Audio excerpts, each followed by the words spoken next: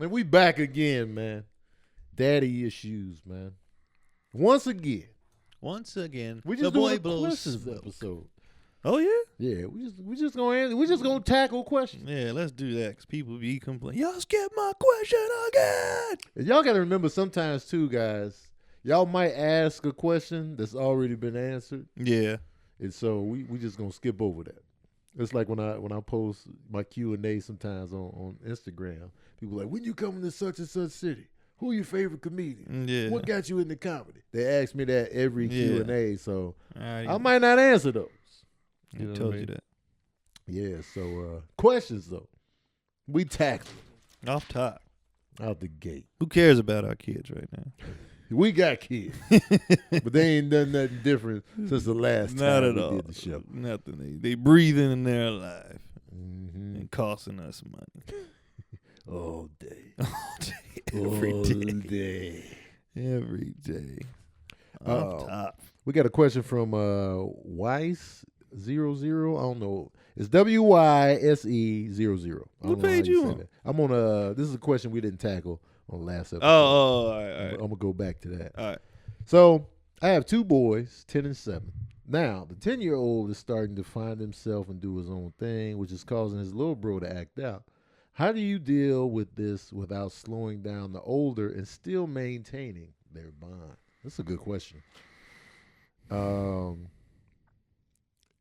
For my boys are like 21, 22 months apart in age. So they're 19 and 17 now. So growing up, I think they were still close enough in age to where they enjoyed each other's company. So they were always around each other. It was always the double up. You know what I'm saying? They were playing with one another. So we didn't really have to worry about that too much. And then, luckily, my youngest son, he's more independent just naturally.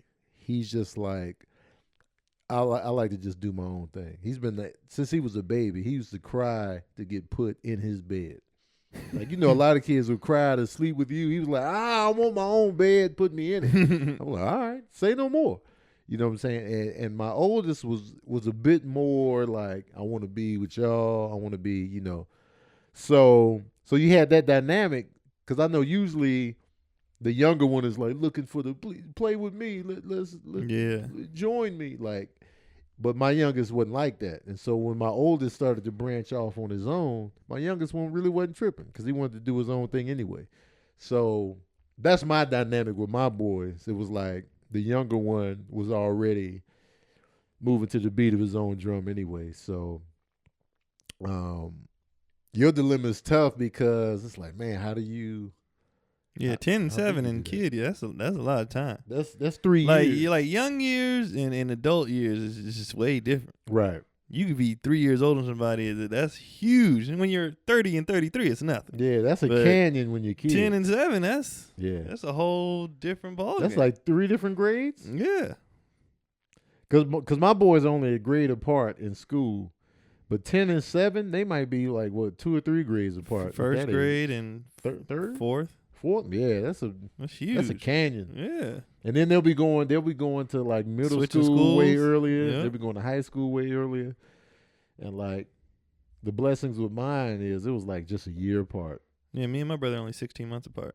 Yeah, I was super close. But he was different too. Like he did his own thing. So he didn't really care about I'm going to hoop. He didn't care about doing that. Go hoop. I'm gonna read these comics. Yeah, I'm gonna read these comics. I'm gonna play Power Rangers. I don't give a damn what you do. Like he wanted me to play with him. Right. Sometimes and I would, and then I'm like, all right, I'm out, man. I'm going to the movies with a girl. Yeah. So it was like, yep. And and he had his own friends. Like we both had different friends. We both had me and my brother didn't get tight. I mean, we played together all the time as kids, but we didn't like start hanging out all the time until he graduated high school. Okay. And then it was like, and I had the car, so they was like, drive us around, pick us up, So I was like, when they became seniors, and I was still at my JC, so I was still local. But I was like, y'all want to roll to the mall? Yeah, pick us up. You goddamn right, we want to roll to the mall. You know what I mean? So I was doing that all the time. That's when we started kicking it all the time. When I got my license. Yeah. That's when I was picking them up from work. That's when we was ripping and running. Once I got the mails, we was out of there. The wheels are essential back in the day. And it's tough because I really don't know how to answer your question because, it's the dynamic of the, let me read this question again, which is causing his little bro to act out. Yeah, see, the act out, it's tough because, like, even with me, I'm the youngest of 3. So my oldest brother is 10 years older than me. So it was already a canyon with me and him. So when he be out all the time, I'm just a kid playing with toys. He out going to the club doing real stuff. And so I barely saw him anyway. Now my middle brother is who I played with most of the time and fought with or whatever. And then when he started hanging out with my oldest brother, it would just leave me by myself. But I was more attached to my mom than either of them. So as long as she was at the house, I was good. And when she would leave me with them, then I would be struggling because we'd be watching scary movies. I'd be watching all kind of stuff I shouldn't have been seeing at a young age. So now I'm traumatized by movies. And if my mom is out, I'm like, when you coming home, man? They out here. They sleep. I'm up. Jack Nicholson scared me in The Shining. I was traumatized by these movies. And so, but I didn't really cling to my older brothers like that. It was just, I wonder what he means, too, by doing his own thing. Like, At like 10, in the house or, going somewhere or like, It depends on what your kid is into. Is he playing sports at 10? Is he going outside like in the community with his friends? Yeah. I would suggest, I know one thing because my brother sometimes he'd be isolated or whatever. I was doing stuff. But the one thing that got everybody involved was game nights. Yeah. I was just game night. Like everybody has to play. Right. We're all playing. Like, so we would play like back when Chutes and Ladders and Candyland was a thing and all those. And then Uno, when Uno came out. Monopoly. So we would play that stuff because that was one thing that everybody liked to do. Yeah. Everybody was involved, parents included. Yeah. And even during the holidays, cousins come. Like, everybody would play the games. So nobody was left out because everybody would play the games. And it's, at that age, unless you're playing like a super difficult game, 7 and 10, they both can play. Right. You know what I mean? It ain't like, something ridiculous that they don't get yet. You know what, man? Like, that's probably why I love game night so much to this day. We always played games. I never played Chutes and Ladders or Candyland. Oh, man. I always shot up. I was like, I want to play Uno. I want to play Spades. Those are the best. Dungeon. I used to play this game called Stop Thief. And we used to play this game. My brothers used to play this game. It was a World War II strategy game called Axis and Allies. And I used to watch him and his friends play it, and I'd be like, man, I want to get in on this. Yeah. And then they would slowly, I'm like 10 years old playing this World War II strategy game. Mind you, I would get wiped out. Yeah. Because like they would give me Russia. And Russia, they had the lowest amount of money, and like they did. They had the biggest land to cover, the lowest amount of money. So I'm just like, I'm trying to fight Germany. Yeah. And I'm in between Germany and Japan. They would just wipe me off the board. I'd be like, well, I'm having fun. I'm playing with y'all, huh? Yeah. But man, that just took me back real quick, man. Game night that's a dope component. Yeah, it gets everybody involved. Like we would play Sorry. I remember Sorry. And you can make any game into competition. You can. We would play Sorry, and instead of like just hitting somebody pizza off, you like man, like slapping the pizzas off. Yep. We would play Monopoly a lot. Monopoly, we played that a lot. The only thing with Monopoly is that if you were younger, you got taken advantage of. Oh, like, definitely. I'll give you this railroad if you give me those two. Nobody likes purples. Let me get that one red, and I'll give you both my utilities. Yeah, and now you building hotels on red. They out the game. As soon as they land there, as soon as they hit Indiana Avenue, they out of here. Easy work. I used to play too. We used to play Life a lot too. Yeah, Life was fun, man. Do you remember Guess Who? I remember Guess Who, but I never played it. Oh, it was so fun. Did your guy have a mustache? I remember that though. But sometimes people would lie. They'd be like, I asked you if they had blue eyes. People don't be paying attention, man. We played Battleship. I used to play SeaWorld Fish. What's that? It's like this card game. They had SeaWorld characters. It's basically like Go Fish. Oh, okay. Only with SeaWorld characters. Okay. Yeah, we played that a lot. Go Fish. Yeah. And then card games. Little card games. Sure. We would put all the cards out, play the matching game. You had to find that. Yep. We used to play War. Yeah. I loved War. Yeah. I loved War. Yeah, so game nights involve everybody. Yeah, game nights. That's what I would suggest. Game nights. At the game night start putting this in your lives, man. Game night. No, just game have a night's game fire. night with the family, friends. Make everybody put their phones down, put the phones up, and just build. Game nights are fun. Yeah. Well, yeah, I hope that helps somewhat. You know what I'm saying? Give us an update, too. Yeah. I want that update. All right. Teresa, I want to say it like fans, like with the accent. Teresa Neal, but I don't know what she is. So, middle school teacher. Okay, shout out. Raising the kids. I'm glad y'all got y'all raised. I kept my kid out of school the whole week until they fixed it. Till they figured everything out. I was like, I support y'all, man. They get too many students in the class. Yeah, well, that was part of the thing. They lowered it and they got more money. Good. And better benefits. Every piece is they deserve. Yeah.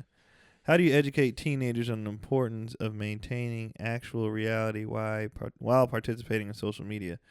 I didn't grow up in no social media age, so it was like all you had was reality. Right. Well, for my kids, you know, they grew up in the social media age. My oldest son, he was always pretty much into like actual hanging out, like actual like, you know, hanging out with his friends, his girlfriend, like going out, hanging out. He was always into that. My youngest son, he'll scroll, he'll be all on social media. He's into video games too, like watching YouTube. So my youngest son is more of the, let me just take in the social media information. Let me watch these YouTube videos. Let me play video games. So, and with him, it was more of a struggle for us to be like, all right, Sincere, let's go out and do this. Let's do this. And like, anytime you ask Sincere, does he want to do anything? You always gonna get the, I don't. So you gotta just pretty much make him like, yo, Sincere. We going to the hike. We hiking up to the wisdom tree. He's like, let's go. And then you got to get him out of the, because he'll do the Tina from Bob's Burger. And and so it was definitely a push for him to you know, just unplug in a sense. And once he unplugs, he's great. You know what unplugs? Game nights. Game night is the unplugged Game night is the answer to life, people. It's everything. How do I lose weight? Game nights. Well, I don't know. I'm just talking.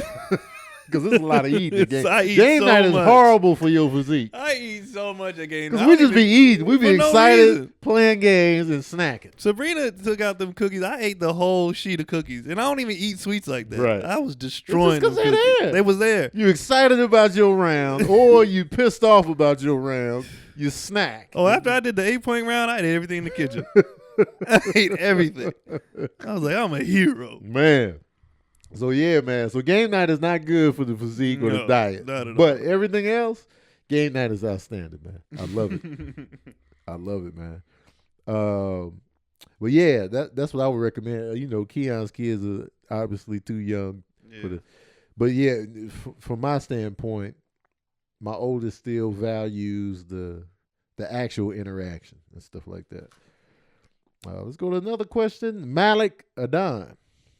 When do you start disciplining a child, and when did you? Or when did you? When do you start disciplining a child, or when did? As soon as they come out, man. Beat them in the hospital with the umbilical cord. Just be. I didn't even allow the doctor to spank him at first. I was like, I'll do it. I'm setting the tone now. Man.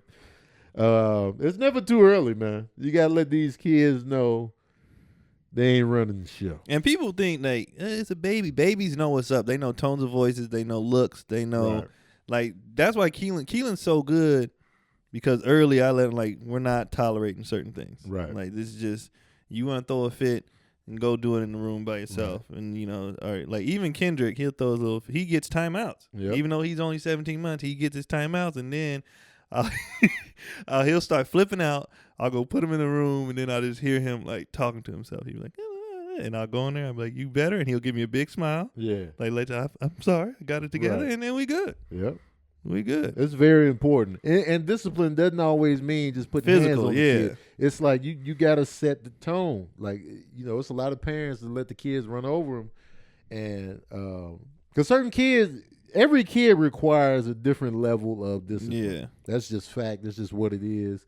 Some kids, they need that hard look or they just I'm disappointed in you works for some. Yeah. Just hands work for other kids. It just depends on the kid. But I didn't snatch both of them up already. Yeah. And that public tantrum. Oh no, man, neither one of them have ever had one. Let me tell you something, man. They not on my watch. No. I was in Ross yesterday. This little girl was in there like, yeah. She was really campaigning for this doll. And the mom was like, no, you just got a doll for Christmas. Yeah. But I want this doll because it has this. No, you're not getting I was just like. Keelan tried his first one during Christmas because this is the first Christmas he was old enough to know like what's going on. Yeah. So we went down a little Marvel aisle. Mm-hmm. He wanted the whole set that he ended up getting later. Yeah. But he wanted it right then and there, and I was like, "Nah, we're gonna get it." And he tried. First, he was like, and I said, "Man," I grabbed him by his collar. I said, "We don't do that." He was like, he cried. He cried, but he held like it wasn't yelling. He wasn't screaming. He was just like, yeah. Because I was like, "I dare you! I dare you to act up right now." I'm a firm believer in you can't prevent the tears. No, but what you can control is the yelling, and the tantrum. Kids gonna cry because they don't know how to control their emotions. They're gonna cry. I'm a grown man now. If I want to cry, it's coming. Yeah, I can fight it, but eventually the tears gonna roll. But the tantrums, nah, man. Yeah, you can cry all day, but cry silently. Mm-hmm. Yep. So it's never too early. That's basically what we're saying. Yeah. As soon as they come out and start understanding language and life and looks, give them that discipline. Absolutely. Demarius Townsend, that is one of the blackest names I've ever heard. You know what's funny? He's white. Really? I don't know. It'd be funny if he was. He was. Actually.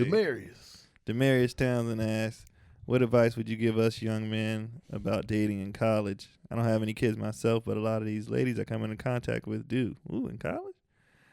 I love kids, but I don't think I'm ready to have her or take care of any young kids my age. At this young age myself. What do you guys think? Well, I became a dad in college, so you see how that turned out. I was not about that. I was a father of two in college, met her in college. So my dating life in college really didn't. It was I first went to university. That first semester I was there, I was smashed a few girls, and then the next semester, me and Cherie started dating. We conceived Serene pretty quickly. Like, we started dating in January of 2009. No, wait, I'm way off. We started dating January of 1999, and then Serene was born January 2000. Woo! So yeah, we moved fast. Jeez, and it was just like we were both like surprisingly at 21, 22, like, all right, this is what we doing. And so that was and we broke off here and there. So my dating experience is different than everybody else's, really. Yeah, I probably could relate more to you, Demarius, because I was a whore. That's all I did. I didn't want, but I was honest, like safe. First of all, I was safe. You weren't actually dating; you was just smashing. Exactly. So, I was just honest with, like he said, he says he's not. He don't think he's ready. Be honest with yourself. Be honest with them. Like Absolutely. I knew I'm not taking care of nobody else's kids, and I don't want to date nobody. And I knew all that, so I'm just putting that. I weed all those people out. Like I don't want to waste your time. Right. And it's just stupid. And I'm not ready for that. I know I'm not ready for that. I want to do this, and whatever. So, yeah, some of these moms, they be fine out here. Yeah. But if you ain't, if you're not willing to take care of somebody else's kid, don't. Chalk that up, yeah. Go. There's plenty that don't have kids and it's on the same level as you. There's a lot that don't want kids, whatever. Right. Not right now. They got goals or whatever. I say in college, first of all, the whole point of college isn't even education. It's learning about yourself and growing up and, finding, what you like or whatever. So I would say have fun, and just enjoy yourself until you find out, what you want and what you're ready for and whatever. Because college is you're finding yourself. Dating, don't force it. People don't be afraid to be by yourself. Right. People are afraid to be by themselves. I can't stand it. And man. I'm like, what's the big? I loved being single. I had no problem being single. Loved. I like this life better. but I had zero issues with being single. It was fantastic. I was having a good time. I was having a great time. I'm having a good time now. I don't want to make it look like I was having more fun there. But I just had no problem with it. Don't rush the dating. I'm glad you said that because people be like, I'm out here. So I got a date. Why? No, you don't. No, you don't. Just do your schoolwork, hang out. Yeah, hang out. Whatever happens, happens. Yeah. Like, whatever. People be so desperate. And that's because I feel like it's less now, especially for the younger kids. But the societal pressure, like, you after college, then you settle down and have a family. No, you don't. You don't have to do that. It's a different paradigm now. Yeah, man. you don't have to do that. Have fun, enjoy yourself, find yourself. But be honest. Be honest with yourself more importantly than even with others. Be honest with yourself. If you know you don't want to take care of somebody else's kid, and don't do that. Get out of there. Facts. Mawa. I don't know how. Yeah. I hope I said your name correctly. Mawa or Ma. Yeah. All right. What do you think about the way the black community had this toxic solidarity for R. Kelly? Or the whole free my man even when he did the crime? Oh, great question. A lot of dudes, toxic solidarity, that means they was sticking up for R. Kelly. Well, I know, but she said I feel like it was pretty. A lot of people turned their back. Nah, it was still mad. I mean, it was a lot of people still mad dudes blaming the girls, blaming the parents. Them parents deserve a lot of that blame. They could take some of the blame, but that still doesn't negate. I don't really want to hear the argument. Like that's irrelevant. So what? Yeah. Parents screw up all the time. That's not the focus. The focus is R. Kelly and victims. Yeah. Whether the parents set it up, R. Kelly still did. Oh, it's definitely him. And he's still free. So it's like, yo, shut his music down, do something with him. Yeah. And then dudes like, what is she, like dudes are always, what does she have on? Why was she over there at this time?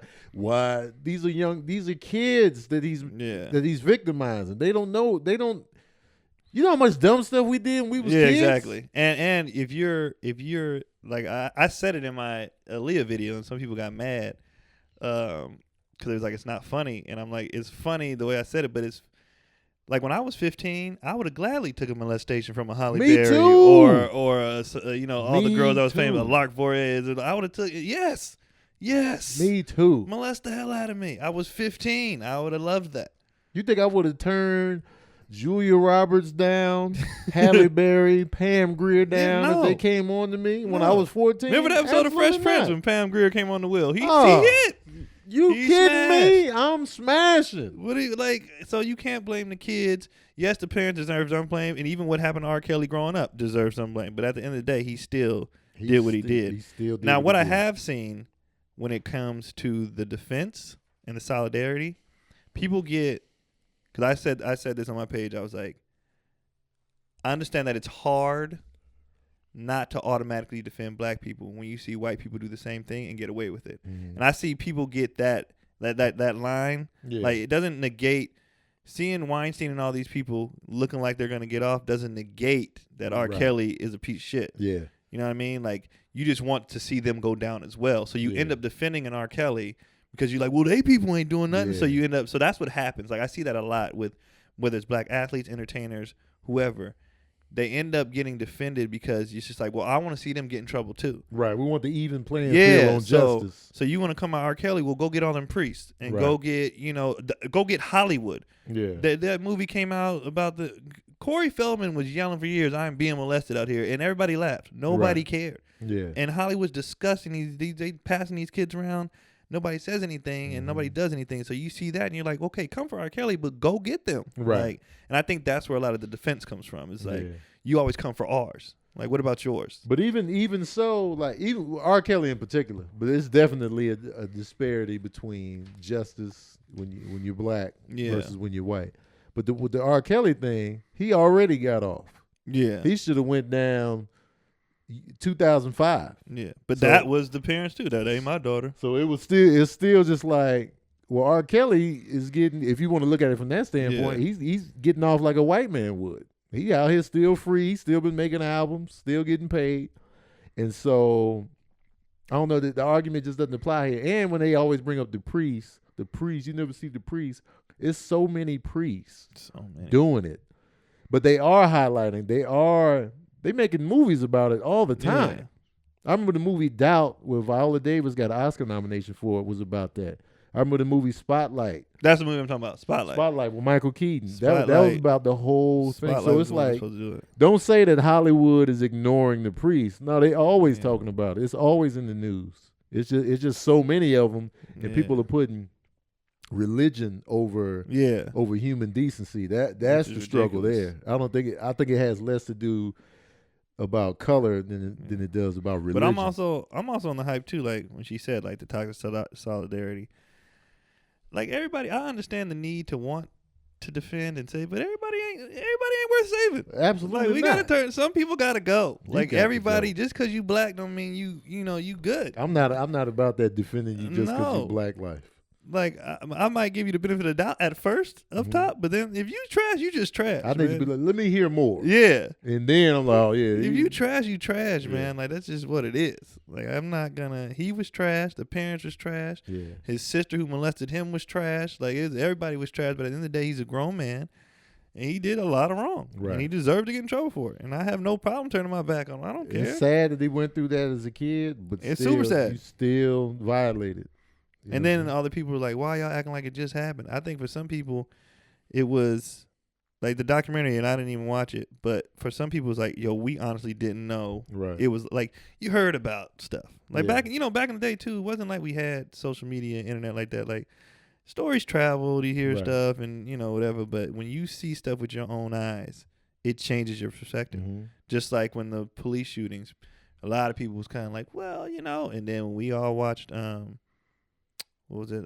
Alton Sterling. Yeah, we all watched him die. Yeah, that's when everybody was like, you knew it was happening, right? But to watch him take his last breath in front of that store, that's when everybody, even a lot of white people, was like, yo, this is insane. Right. So with the R. Kelly thing, when people are like, why now? Because for some people, that's just how our brains work. You have to see it. You got to see the story. You got to see it. And seeing the victim, seeing the pain in their eyes, it's just like, man, all right. I haven't even seen it. I don't need to see it. I don't need to see it either. So I'm just like.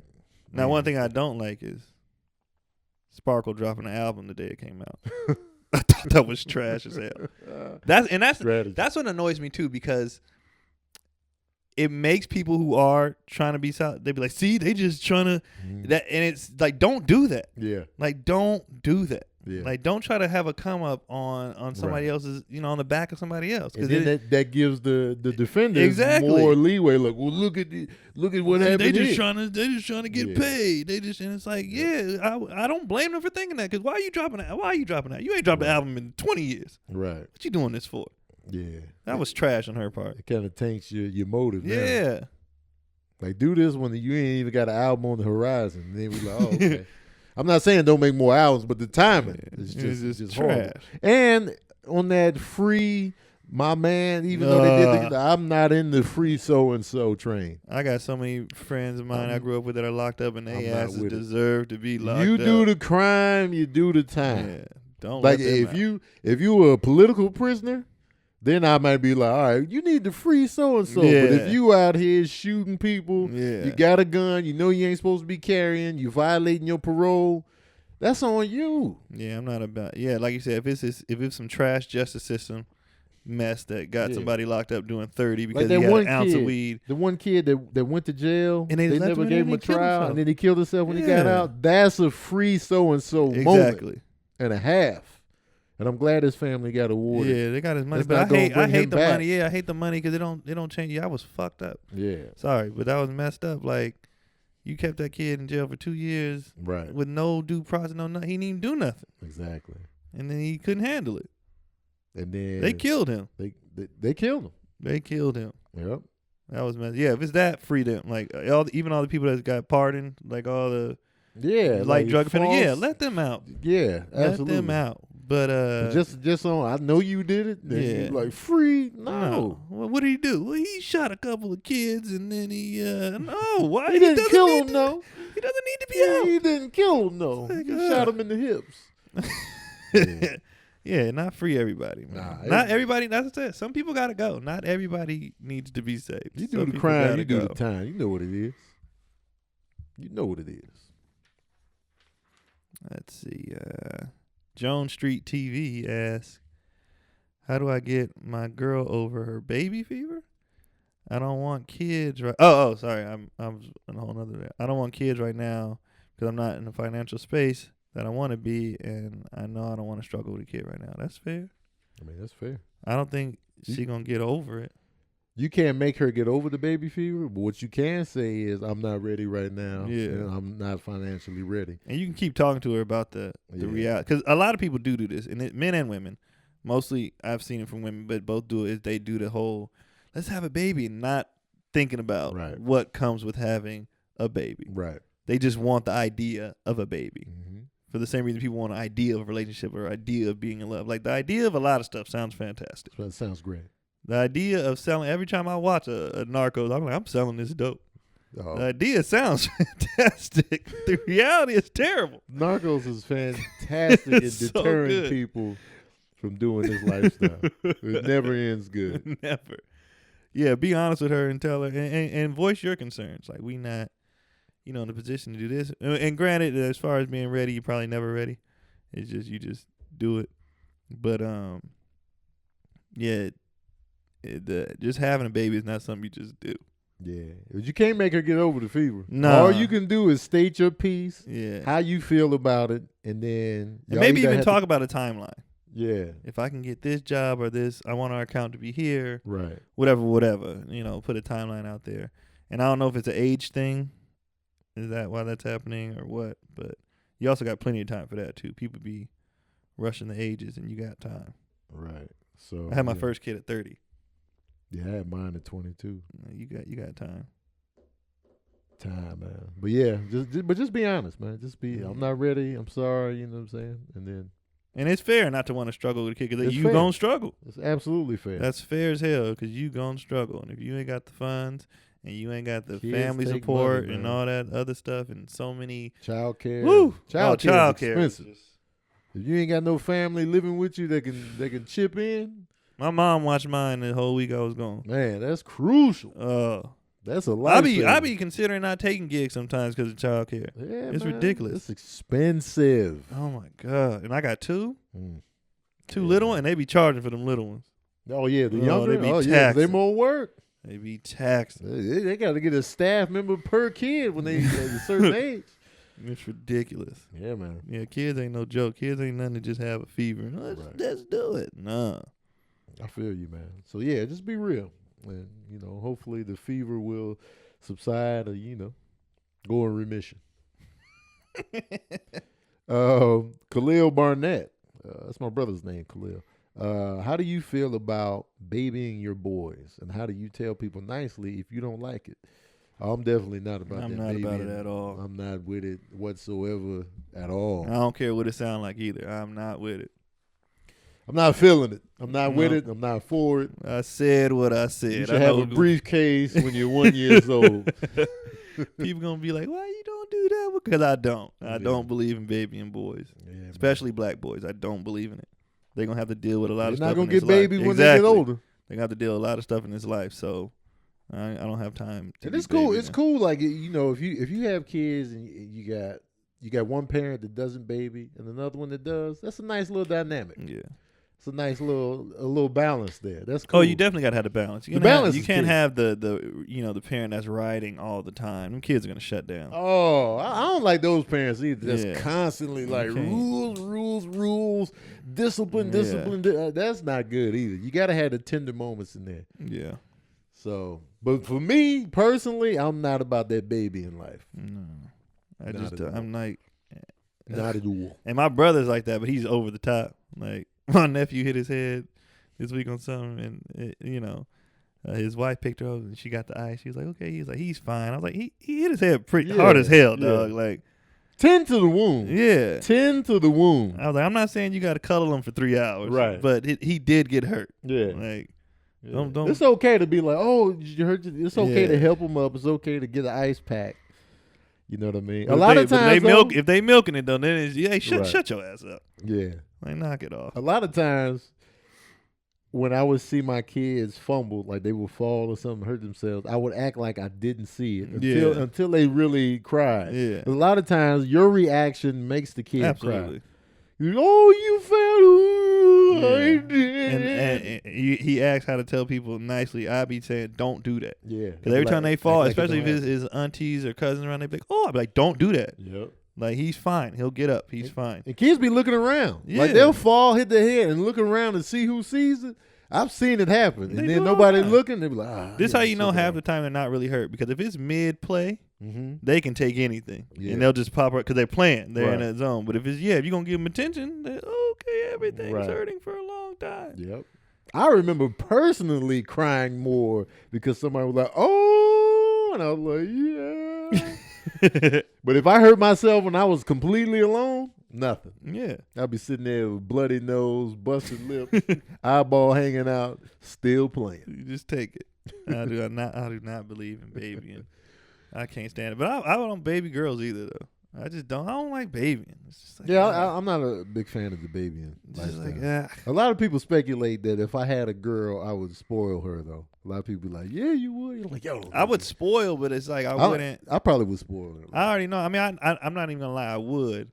Like, I remember I had my friend's sister, she had a little baby, and she had went to her mom and asked for some fruit roll-ups, and she said no. She went to her grandma. She said no.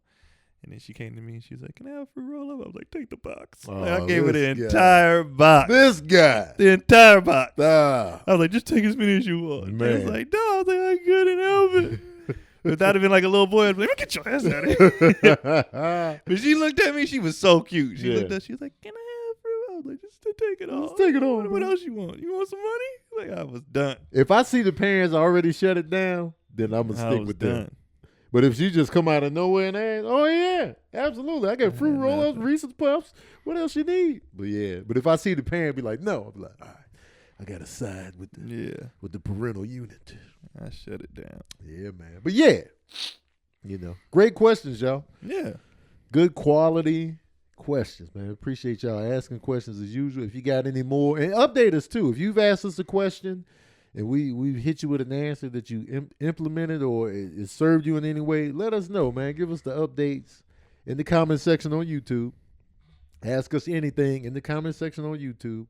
If we don't get to your question, we might have already answered it in the previous episode.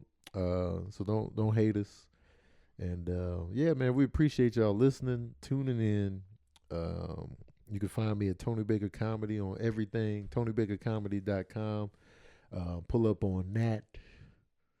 You got Key. Oh yeah, the snap out of. I was still thinking about the R. Kelly thing. So I was just like, these people out here, wow, the hell out. Keon Poley on everything, KeonPolee. Yeah, the website will be up soon. I just got to get my life together.